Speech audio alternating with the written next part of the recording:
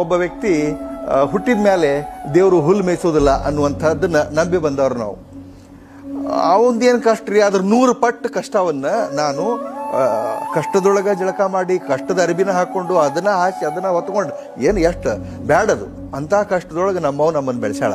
ಅಷ್ಟು ತ್ರಾಸಿನೊಳಗೆ ನನ್ನ ಸ್ನೇಹಿತರಿಗೂ ಗೊತ್ತು, ನನ್ನ ಕ್ಲಾಸ್ಮೇಟ್ಸಿಗೂ ಗೊತ್ತು, ನನ್ನ ಇಡೀ ಓಣಿ ಒಳಗೆ ಎಲ್ಲರಿಗೂ ಗೊತ್ತು. ಅದಕ್ಕೆ ನಾನು ಅವ್ನಿಗೆ ಹೇಳಿದೆ, ನೀ ಹೋಗು ಅಲ್ಲಿ ನಮ್ಮ ಓಣ್ಯಾಗ ಒಂದು 4 ಮಂದಿನ ಕೇಳಿಬಾ, ಬೆಳಗಿ ಮಾಂತು ಅಂದ್ರೆ ಏನಂತೇಳಿ ಹೇಳ್ತಾರೆ ನಿನಗೆ, ನೀನು ಇಂಥದಕ್ಕೆಲ್ಲ ಹೆದರಬಾರ್ದು, ಎಂಥ ಗಂಡಸು ಅಂತ ಹೇಳಿ ಹೇಳಿದೆ.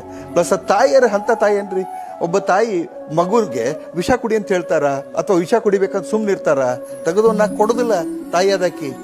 ಅದಕ್ಕೆ ನೀ ಎಂಥ ತಾಯವ ಅಂತ ಕೇಳಿದೆ. ಸ್ಪಷ್ಟವಾಗಿ ಹೇಳ್ತೇನೆ, ಯಾವತ್ತೂ ಹುಟ್ಟಿದ ಮೇಲೆ ಈಸ್ಬೇಕು, ಇದ್ದು ಜಯಿಸ್ಬೇಕು, ರೈಟ್? ಏನಾರ ಮಾಡಿ ಬದುಕಬೇಕು.